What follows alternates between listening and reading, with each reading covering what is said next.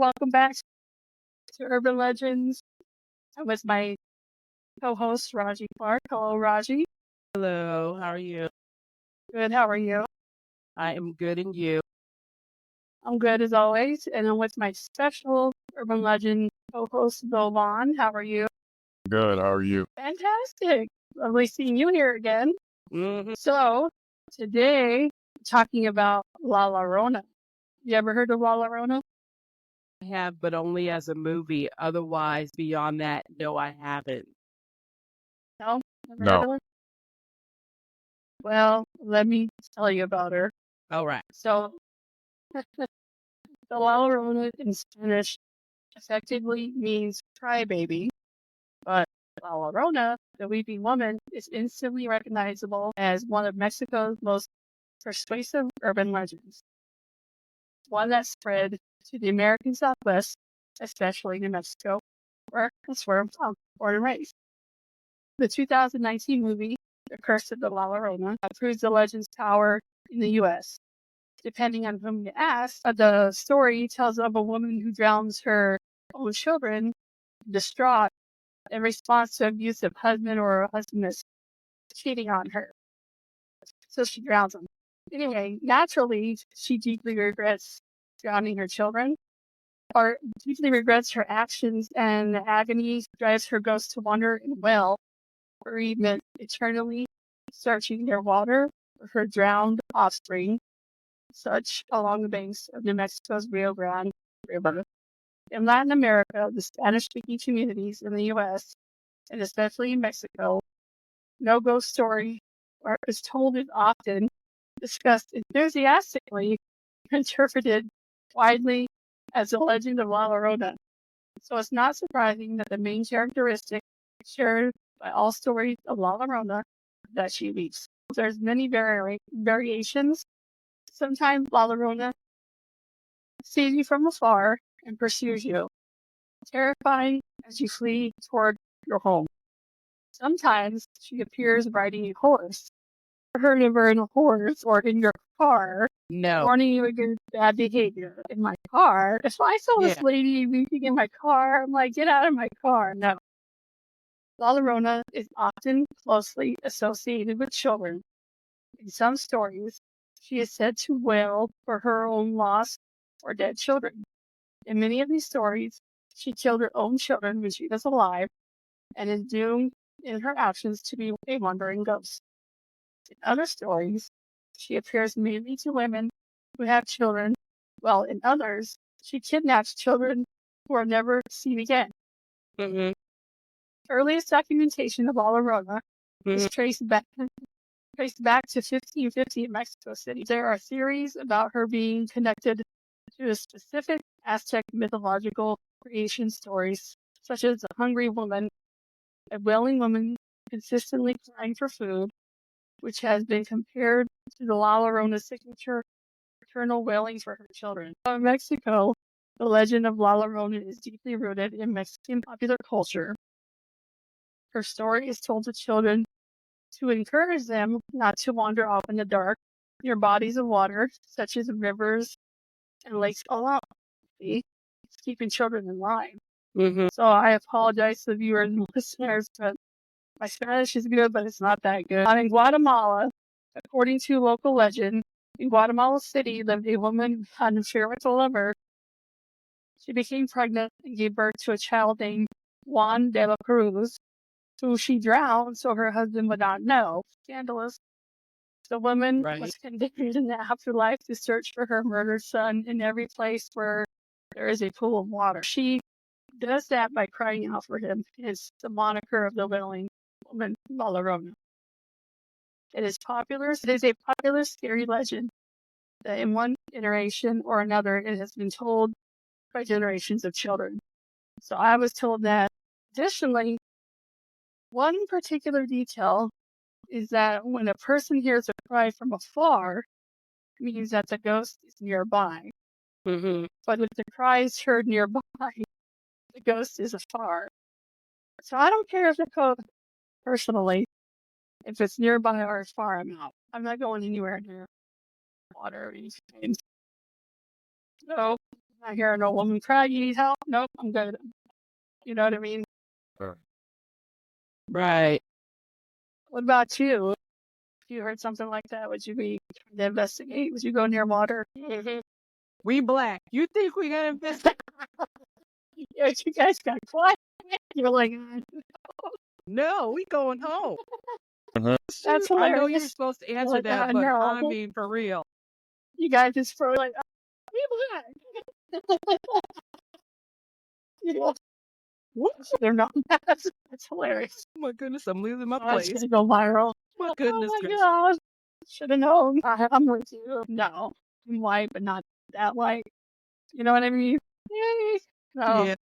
Well, anyway, near or far, no thanks. Someone looking up to study the specter is won over to the afterlife, never to be seen again. The legend is deeply rooted in Antigua, Guatemala, the former capital of the Kingdom of Guatemala, current Central America and southern state of Chipotle. Yeah. Oh, Chiapas, oh my god. Did you say Chipotle? Oh my god. as you were saying. Oh god. I Sorry, think Guatemala.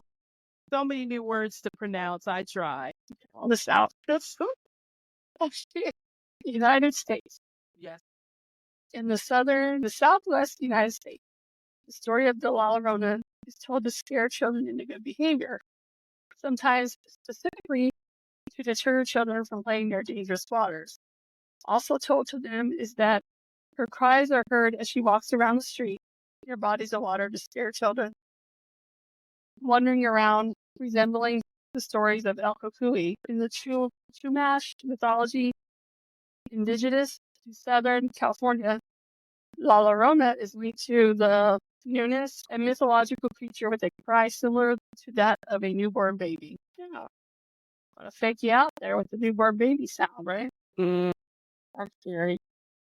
So, there's a bunch of films, the story of La Llorona, in 1930. The first film appeared in 1933 about La Llorona. It's filmed in Mexico. There was one in 1960, La Llorona, also shot in Mexico. In July of 2019, James Wan, The Curse of the La Llorona. That's the one I like. Mm-hmm. And then The Legend of the La Llorona film was released in January of 2022 that has Danny Trejo. I tried watching that one, but I didn't really care for it. So, The short legend of La Llorona is one of the best-known Mexican myths that has traveled the world. This narrates the story of a female whose origin dates back more or less to the time of the creation of Mexico, with an arrival of the Spaniards to these lands. According to legend, there was a native woman who had an affair with a Spanish gentleman. The relationship reached the point where the woman gave birth to 3 beautiful children whose mother devotedly cared for them. As the couple continued to hide from everyone to take advantage of their bond, their days of love ran between lies and shadows. After forming her family, the woman wanted to ensure that her children had a full-time father, which is why she asked the Spaniard to formalize the relationship. Due to his status as an upper-class member, he frequently dodged this request from his lover, possibly for fear of what they would say. After the woman's constant insistence and man's refusal, sometime later the latter left her to marry a lady from Spanish high society. Once the native woman found out, she was devastated and wounded by deceit and betrayal. She was so desperate that she took her 3 children to the riverbank, where she gave them one last hug as a symbol of her love for them, only to sink them to death. Subsequently, she ended her life, and her conscience and guilt constantly tormented her. From that moment on, the painful cries of the woman heard in the river where the event took place. Some people claim to have seen her wandering desperately with a deep cry of pain and regret for her children. Her guilt does not let her rest. Her complaint is heard near the main square. People looking out the window of their residences describe the woman dressed entirely in white with a slim build and black hair. Oh, is it Lake Texcoco? Lake Texcoco. Say what? Texcoco. Texcoco. Oh, it's just hard to say. She is calling for her disappeared children. So that's how we see the movie as, right? Pretty much. So this story is similar to what I was told. Yeah. I was a kid from when I was in grade school. It's basically to keep kids in line and not to like wander off. In the world, you're not allowed near water. But Uh-huh. if it's Yeah, dangerous waters, I understand. yeah, we lived on the Rio Grande River, so we were always told to be careful. You could drown, she'll get you, and so Yeah. that's why. But it's pretty popular in New Mexico and some parts of Arizona. Hmm. People know in Texas too, but it's really popular in New Mexico. It's one of my favorites. So I know that when I was studying the urban legends, there's Hmm. top urban legends of 50 on the 50 states. I was like, Hmm. oh, La Llorona has to be on New Mexico's one, and it's not. It was Roswell UFO incident. Yeah. I'm like, it's not an urban legend. It's like that's I've been to but Roswell. That was nice. Roswell's interesting. La Llorona is interesting, but so now we're gonna move on to one of my favorite holidays of all time. And it goes along with our the United States holiday of Halloween. It's Right, Day of the right. Dead. You guys, what do you all know about Day of the Dead? All I know is it's a celebration of Day of the Dead, and that's about it. But beyond that, never seen it, never been to a celebration. I know this is been going on for what, centuries, Uh, right? But beyond that, look, I moved from New York to Arizona. When I got here, everybody was white. Okay. So beyond that, and having friends that are really Mexican, never really heard that stories like this. All of a sudden now, it's become more popular, and there's ornaments on Christmas trees and so forth. But beyond that, clueless. What about you, Bo? I've heard of. Heard of it? Yeah. You Yeah. ever seen the movie Coco?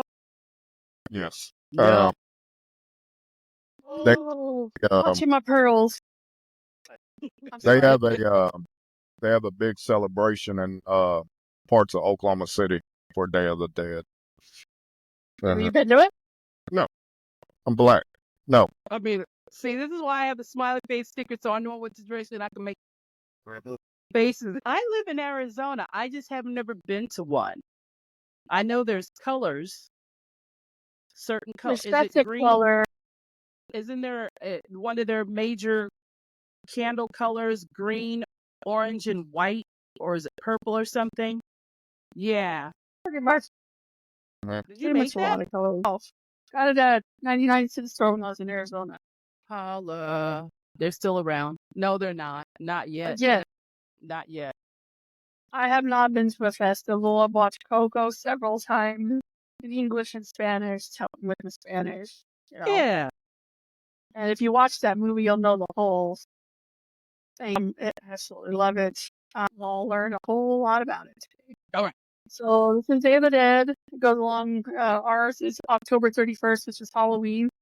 The Day of the Dead, Spanish means Dia de los Muertos, is a holiday primarily celebrated in Mexico and by people of Mexican heritage on November 1st and 2nd, with some local variations that can extend the celebration from October 31st through November 2nd. So it's a whole week. Originating from both indigenous and Christian influences, this multi-day event honors deceased friends and family through gatherings that remembers the departed with both reverence and humor. Through it is a time of remembrance. The holiday is characterized by its festive atmosphere.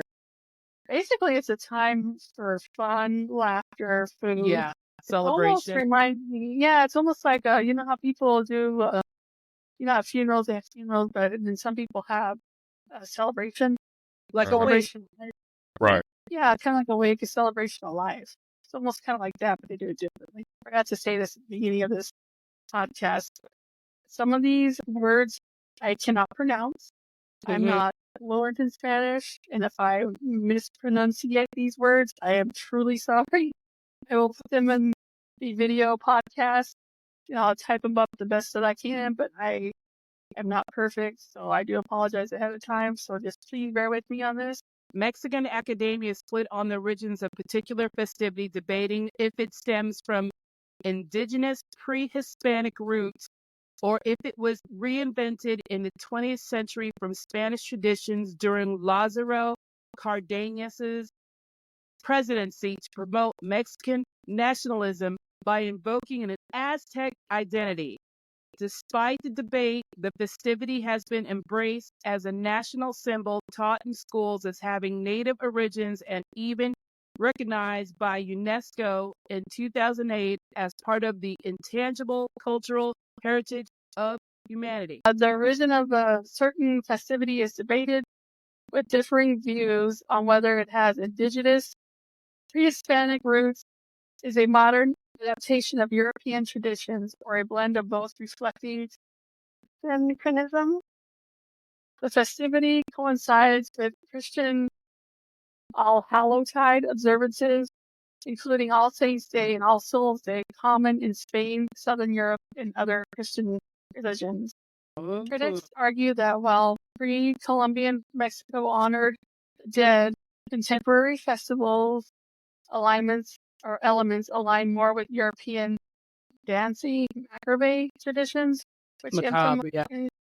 macabre traditions, which emphasize the transient nature. But let me tell you something. This is good that we're doing this because there are some words I haven't seen before, I've never heard of, nor have I had to pronounce them in ages. So though when we read them before we do the podcast and we're doing them now, at least we all have an understanding.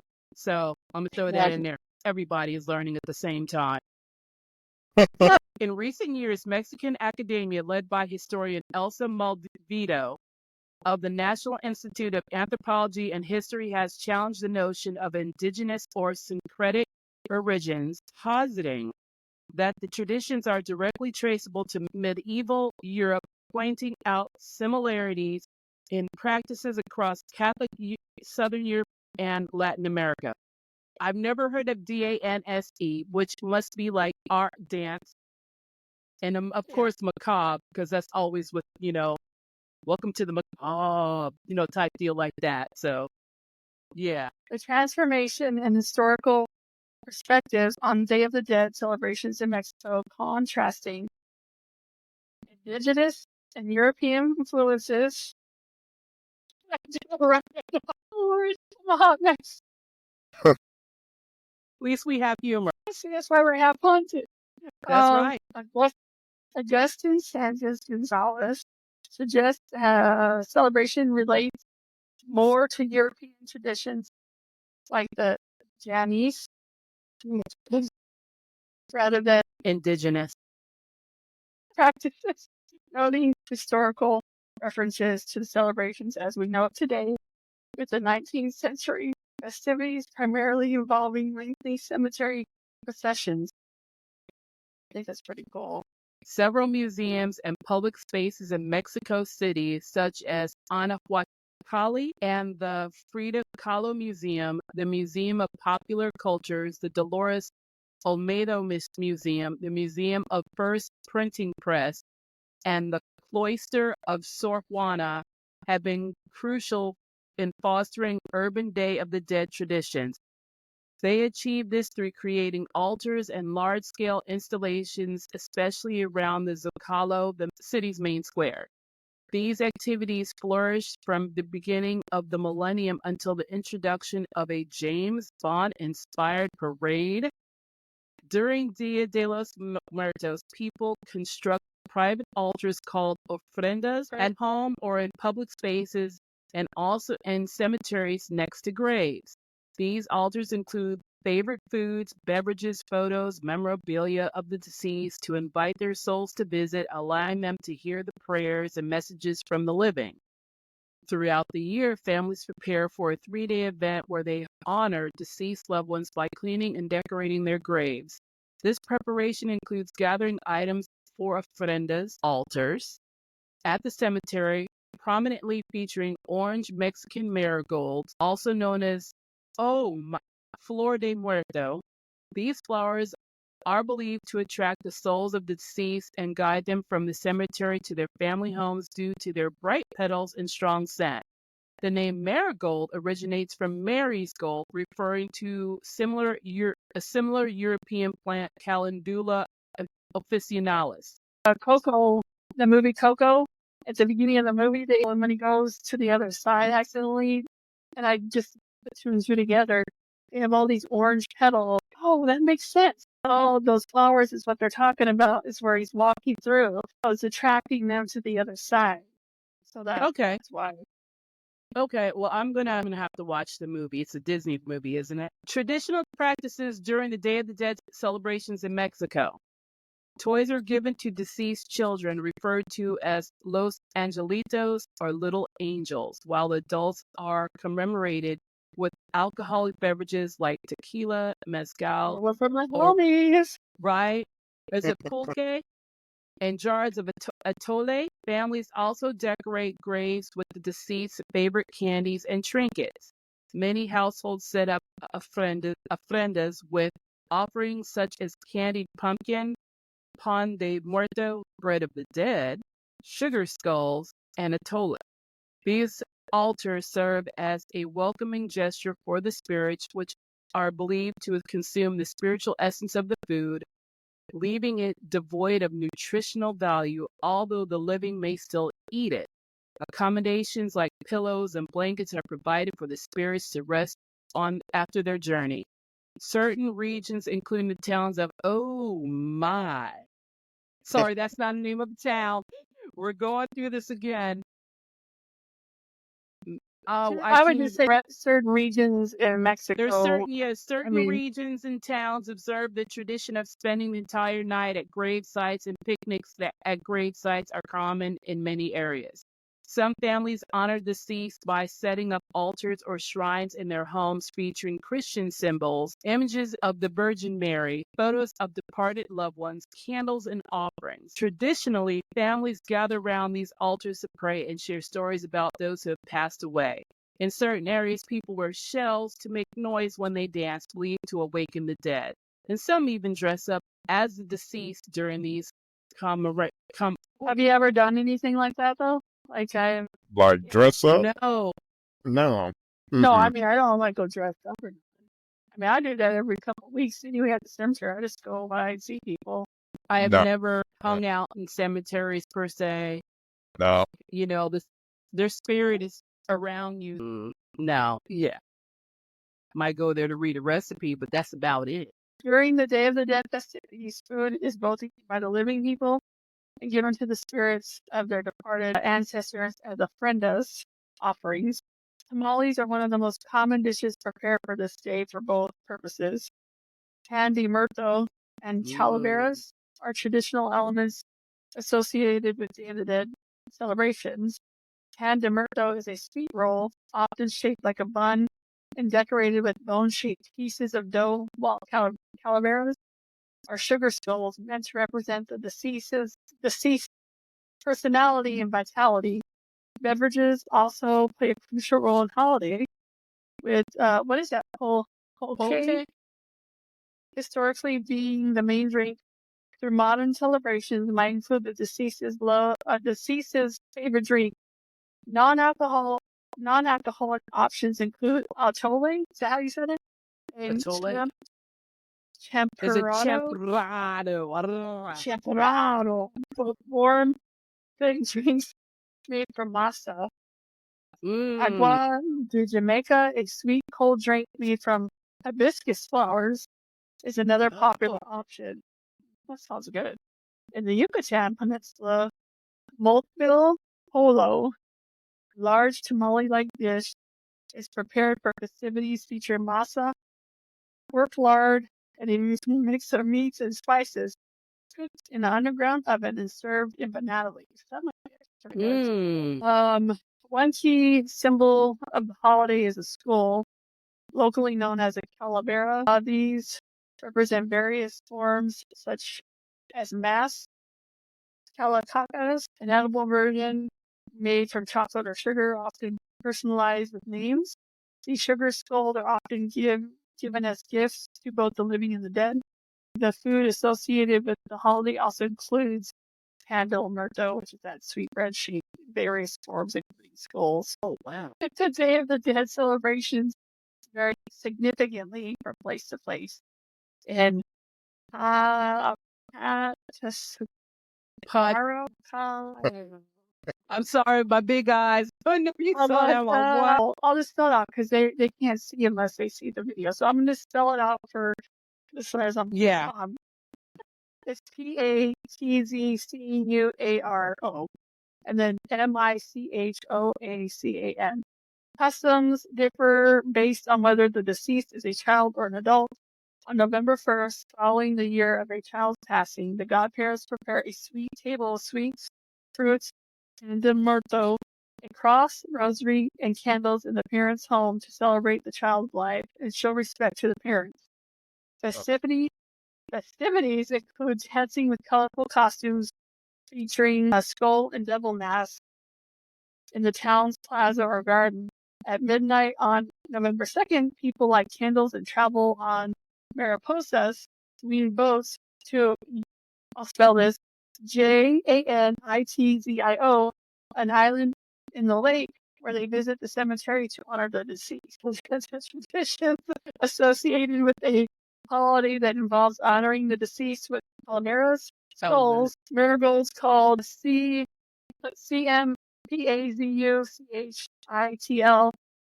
People create home altars called ofrendas, featuring favorite foods from beverages of the departed, and visit graves with these offerings. In addition to remembering the dead, the celebration includes giving candy sugar skulls as gifts to friends, sharing pan, muerto, bread of the dead, and with loved ones, and writing humorous epitaphs. How do you say epitaphs?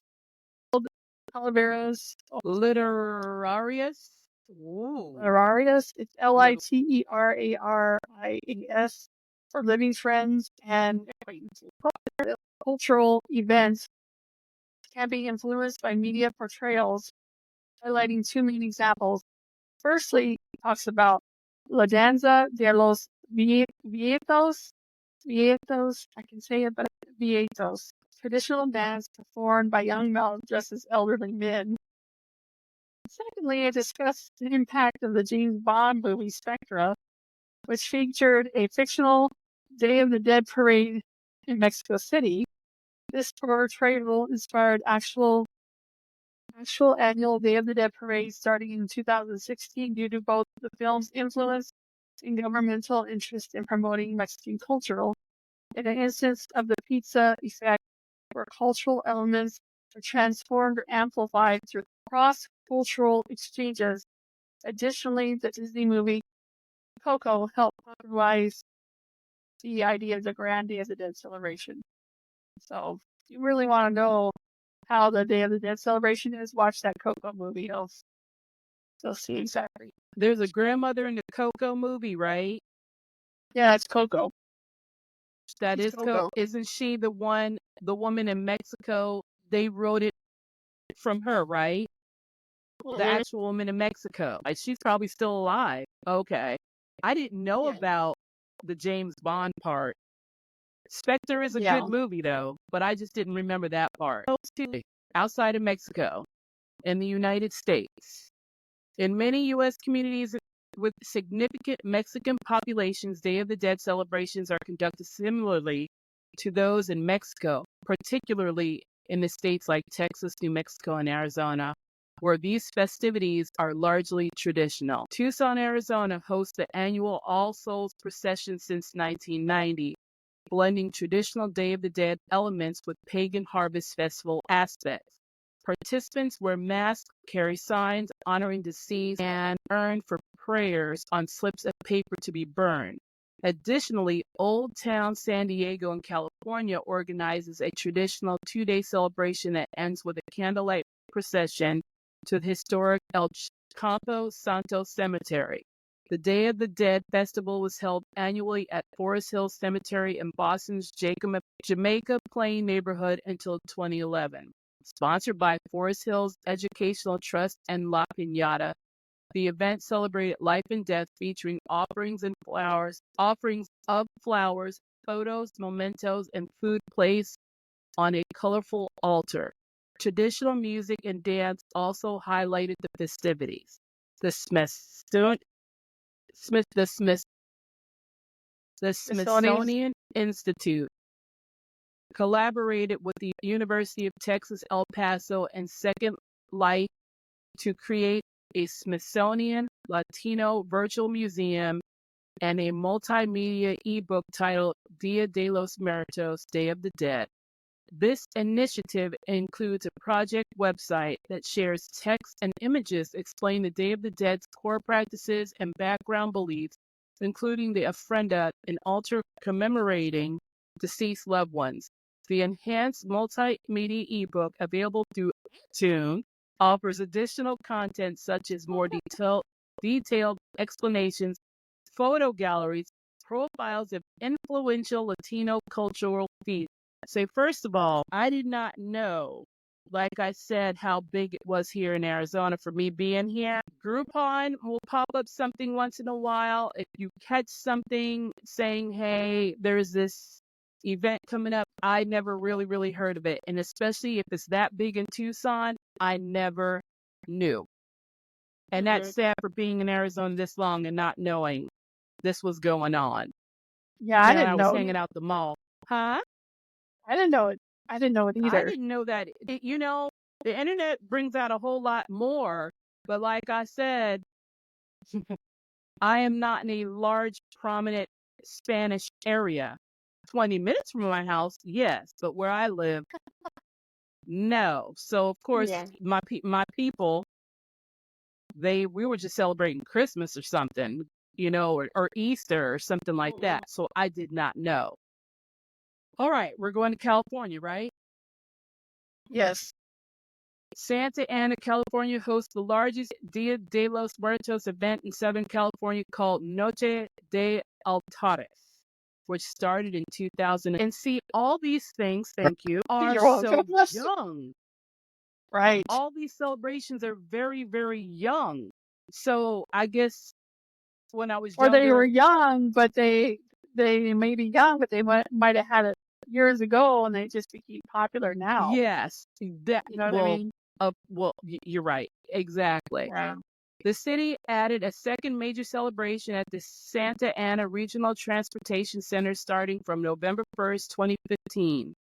Meanwhile, in Los Angeles, the Self-Help Graphics and Art Mexican American Cultural Center holds an annual Day of the Dead celebration that blends traditional and political themes, including altars dedicated to the victims of the Iraq War to address the high casualty rates among Latino soldiers. Additionally, an involving intercultural take on the Day of the Dead is taking place at Hollywood Forever Cemetery, where traditional elements are mixed with native Californian and Hollywood influences, featuring altars for celebrities alongside conventional ones, accompanied by a variety of performances and artistic expressions. In San Francisco, traditional and intercultural Mexican celebrations are updated and held at various locations, including Galleria de la Raza, Som Arts Cultural Center, Mission Cultural Center, De Young Museum, and Garfield Square. Oakland's Fruitvale District hosts the Corazon del Pueblo, a shop and museum dedicated to Day of the Dead artifacts, and is also the center of the annual Dia de los Muertos festival featuring Aztec dances, Mexican music, and artisans. In San Diego, the Day of the Dead is celebrated countrywide with various events. In Oceanside, the celebrations involve community and family altars around the Oceanside Civic Center and events at Mission San Luis Rey de Francia. City Heights hosts a festival with altars, lowriders, and entertainment in Jeremy Henwood Memorial Park. Chula Vista offers a movie night featuring the film Coco, accompanied by a community altar, contests, music, food, and vendors. These festivities throughout San Diego celebrate and honor ancestors vibrantly across the country. That sounds pretty darn cool. Yeah, it sounds like they have huge festivals. In Italy, November 2nd is celebrated as All Souls Day, or also known as the Day of the Dead, or Giorno dei Morti. The day is marked by various regional traditions, which commonly include decorating family graves with flowers and engaging in conversations with the deceased. Additionally, some customs involve lighting a red candle in the window at sunset and setting a table of food for visiting spirits of relatives. The celebration is not only a tribute to deceased loved ones, but also serves as an educational experience to teach children about death without fear. In Sicily, the Day of the Dead is celebrated through a tradition known as the Festival of the Dead or Fiesta dei Morti. On November 1st, during All Saints' Day, elder family members pose as defunti, playing the spirits of deceased ancestors who secretly leave sweets and gifts for the children. These presents hidden in shoes or in a special wicker basket called Lord. It's like It's not Santa called that, Claus. Or, right? Oh my, oh, no, I mean, I'm not trying to be disrespectful, but that's what it sounds like. I mean, right? seriously. Yeah, it's kind of Oh, cool. Me, I would like that because I like cemeteries and Day of the Dead. yeah. That'd be fun to eat. Oh my, Uh, I'm gonna try. I don't even know if I Canistro de Morti. That's the wicker basket, what it's called, which include almond cookies shaped like bones, ossa de morti, sugar dolls, pupi di zucchero, because I think it's double C is chip, and marzipan fruits and vegetables, fruta martorana. mhm. Ooh, I these sugary Frittata, gifts. Martorana. Yeah. Yeah. These sugary gifts, particularly the folkloric shaped pupi di zucchero, embody a cultural reflection of absorbing the spirits of the dead, believed to reanimate within the individuals consuming them. On November 2nd, after discovering their gifts and enjoying a shared breakfast, family visits grave sites to honor their ancestors with flowers, candles, and play, which followed by a communal feast, celebrating the spirits of the departed. In his recounting of the Giorno dei Morti, Day of the Dead, from his childhood in Sicily, author Andrea Calamari describes the heartfelt tradition where children would place baskets under their beds for deceased relatives to fill with gifts and sweets overnight. These gifts would be hidden, creating a playful search for the children the next morning. This custom was a meaningful, joyous way to remember and connect with deceased family members. However, Camilleri laments the fading of this tradition following the arrival of American soldiers in 1943, who introduced the concept of Christmas trees. Over the years, the cultural shift led to the gradual disappearance of the Giorno dei Morti practices, which he sees as a loss of tangible connection to the personal history and heritage of the families involved. In Italy's Day of the Dead tradition, various regional foods serve as offerings to honor the deceased and aid their journey to the afterlife. In Tuscany and Milan, pane di morte, bread of the dead, is a common offering, while in northern Apulia, the tradition includes a sweet dish called cova or grains of the dead. Throughout Italy, fave de morte, fava beans of the dead, are widely prepared, and in short word, Apulia and Sicily, sweets known as ossa de morti, bones of the dead, are popular. Sicilian families also make special cakes and cookies shaped like skulls and finger bones, and children receive marzipan treats called fruta maturana on the night of November 1st. Additionally, some Italians honor deceased individuals without families by adopting unclaimed bodies from centuries ago, offering them items like money or jewelry to seek favors and mitigate their suffering. Asia, Oceania. Mexican-style Day of the Dead celebrations occur in major cities in Australia, Fiji, and Indonesia. Additionally, prominent celebrations are held in Wellington, New Zealand, complete with altars celebrating the deceased with flowers and gifts. Everybody celebrate. Yeah, they all celebrate. So the Okay. Philippine Day of the Dead in a Filipino American household, noting the cultural connection between the Philippines and Mexico that stems from their shared history under the Spanish Empire. In the Philippines, this celebration is known as Undas. Yeah. Coincides with All Saints Day and All Souls Day. Traditionally, Filipinos honor this day by visiting and tending to family graves, similar to customs in Mexico, with offerings of prayers, flowers, candles, and food. Chinese Filipinos also participate by burning joss sticks and joss papers. The celebration includes gathering for reunions at cemeteries, enjoying feasts, engaging in merriment through the night. In Czech Republic, as part of the promotion, the Mexican embassy in Prague, Czech Republic, since the late 20th century, some local citizens join the Mexican Day of the Dead. A theater group conducts events involving candles, masks, and makeup using luminous paint in the form of sugar skull. Joss sticks are incense. In Belize, Day of the Dead is practiced by the people of Yucatec. The celebration is known as Tanal Pixin, which means food for the souls in our language. Altars constructed and decorated with food, drinks, candies, and put candles on them. Bolivia, the Day of the Schools, or Dia de what is that? The Titas?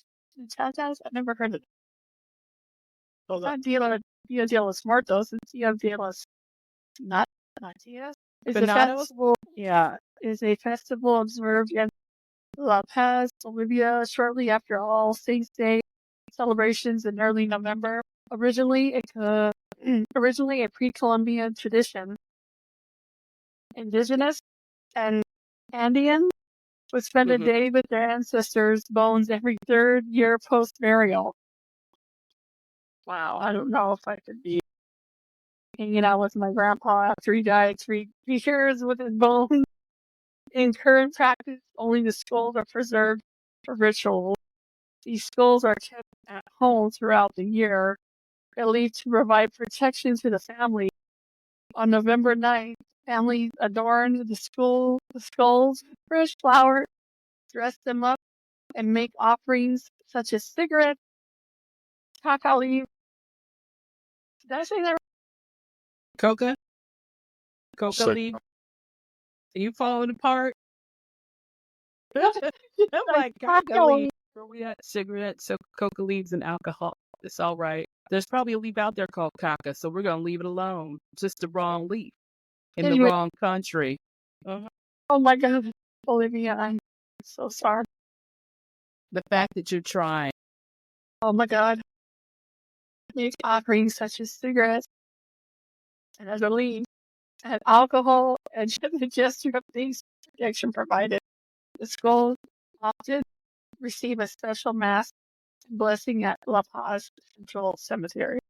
I gotta get it together. Brazilian public holiday known as Dia de los Vendidos, Dia dos Muertos, or Dia dos Feliz falls on November 2nd and is akin to another day of celebration.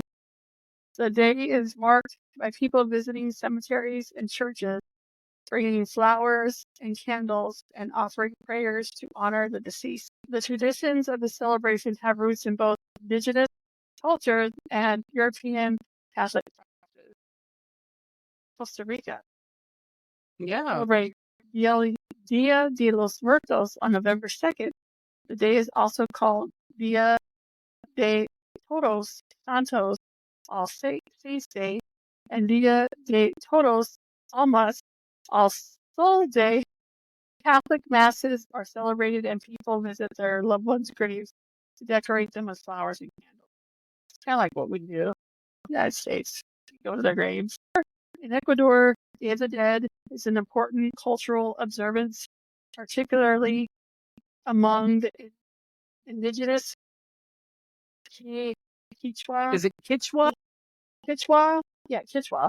People who constitute a quarter of the population. The celebration involves families gathering in cemeteries to honor their ancestors with offerings of food including traditional dishes such as Polana morada, a purple fruit porridge, and Guaguas de pan. aguapon, a bread shaped like humans or infants. Oh These my. foods vary regionally, and in places like Loja, the bread may feature pig shapes. Originally made with masa, the bread is now primarily wheat-based and can be either sweet or savory. The Day of the Dead traditions have blended into mainstream Ecuadorian society, and many non-indigenous people also participating by visiting graves, cleaning them, decorating them with flowers, preparing customary foods, which are commonly featured in establishments during the season. Guatemala. The Day of the Dead is on November 1st, celebrated with unique traditions. Notably, giant kites are constructed and flown as a means to guide the spirits back to Earth, sometimes carrying messages to the deceased. Kind of like the one when I did with my dad died. I put on the balloons Yeah. and let it go. Yeah. Yep. I just We gave sure it did. time. Like smoke. I was cigarette. Yeah. Anyway, additionally, Guatemalans prepare and eat lamb, a special dish exclusive to this day. Visits to the graves of ancestors involve decorating them with flowers, candles, and food. In some towns, local revitalize cemeteries by repainting and repairing them, enhancing their appearance with bright colors and floral wreaths. Some families even hold picnics at the cemetery during the commemorative event. In Peru, it's common for Peruvians to visit the cemetery, play music, bring flowers to decorate the graves of the dead relatives. All this food talk, first of all. Uh-huh. And There, the no, fiambre, I guess it is a salad. I salad. like kite. I do too. Kites are fun. I mean, Sometimes, like, I don't know. I don't do anything that extravagant. no. Usually we just At all. pour one out for our homies and call it a day, but I don't think do you remember my Aunt Ruthie? I don't think you remember. did we party with her? No, that was Aunt Diane. Yeah, that was that day. Yeah. My Aunt Ruthie was my dad's sister. She drank Mountain Dew all the time. When she Yep. died, I went to her grave and poured Mountain Dew. Uh-huh. You do what you got to do. Yeah, I don't know how anybody can drink Mountain Dew like that. I see why it's illegal in Europe. I don't like Mountain Dew. What about you, Bo? Anything you've done? You've been quiet this No, whole time. You need to no, speak up I'm and just listen. listening. No, I just the typical American thing. You know, Barbecue. Bring your smoker out there and have a hamburger or a hot dog. No, we ribs. We rib. you And know, chicken. just put flowers and all that kind of stuff on there. So no big deal. Yeah, we just we don't, do we? We really don't. We don't. It's like when people die, you have your funeral procession, however you want to put it, Right. and then we put you in the ground and we done. Now I don't know if there are other black people that probably go out there and mourn years afterwards or hang out at the tombstone, but most of us we don't. We talk about you. We will sit at the table and talk about you. We'll talk about you on your birthday, or we miss you and so forth. But like hanging out in cemeteries, we're usually the people you don't see by. You know, when you drive by, you're on your way to do whatever chores. We're the people. We're not the ones out there. I think we miss. You're gone. We miss you, but we just don't do anything afterward. We And that's a really don't. crazy thing. In all my times in the cemetery, I have not seen one black person at the cemetery. Because basically we already know. We learned that you're here in spirit. That was just your. That was the vessel. That was your. This here. They tell you, when you die and you get a new body and so forth, we're always with you. So what's the point of going over there? Though, at the same term, in many ways, it is cool to visit a cemetery, but I think it's because of how much people put effort into making sure someone's cemetery plot looks good, Yeah, or how there's some disgusted people. you can be when someone's cemetery plot looks like crap because the company themselves did not do a good upkeep on it. That should be respectful. But beyond that, we know we pray if you were a bad person, you were in a better place. Or we know you are in a better place, you suffer no more, and you're watching over us. I rather remember people in life than in death, you know. Yeah, I think that's why they do this. It's because they want them to come back and remember them like they were. Does that make sense? Say my dad, you knew my dad, Rosie, right? You know how I was a little chair. You want to remember how I was funny and stuff. I think that's why they want to remember him. He rolled up in his little chair, cracks jokes. I think that's why people do that, to remember how they were. But that's their Yeah, culture. I get yeah, it. yeah. You know what I mean? But I'm like you guys. I remember how they were. Like I want to remember how they were. I like their way of thinking about it and doing it. I think it's cool. When they And were it's in the alive and cemetery. lively. I mean, I Yeah. remember you were there. You seen my grandmother on her deathbed. That's Hmm. how one of the things that you're like, that was rough. But beyond that, I remember all the others, especially when I had, like I said, the picture of my grandma. I'm like, I forgot. She was pretty. My grandmother was Yeah, I was pretty. like, did I I know. I'm like, I'm related to that. Yes, I am. That's my daddy's mommy. Yep. never Oh, forget the yeah. first time I met her. Oh, nice to meet you, dog. Yeah. You love my grandma. You would love my Yeah. grandma. She was a good person. She didn't judge anybody. No, she did not. Not at I'm all. in my 40s. What am I? 56 now. It's been 14. It's 14 years since she passed. So early 40s or whatever it is. That woman still waited up for me when I was partying late at night. That says something. Yeah. Woo. All right. Well, as usual, thank you both for hosting this special urban legend, La Llorona, Day of the Dead. I appreciate you both for being here. In celebration of Day of the Dead, I have compiled a collection of photographs of our loved ones who have departed. Although they are no longer with us physically, they will forever remain in our hearts and spirits. They are never truly gone as long as we continue to remember them. Remember me with smiles and laughter, for that is how I will remember you all. If you can only remember me with tears, then don't remember me at all. Laura Ingalls Wilder. The life of the dead is placed on the memories of the living. The love you gave in life keeps people alive beyond their time. Anyone who is given love will always live in another's heart. Marcus Tullius Sierra. If you enjoyed our podcast, let us know by giving us a rating on Spotify, Apple, and iHeartRadio. If you enjoyed our video podcast on YouTube, let us know by leaving a comment. Thank you again to our listeners and viewers. We greatly appreciate it.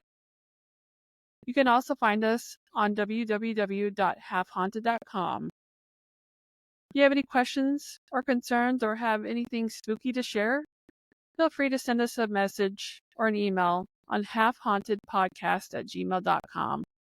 Until then, stay half haunted.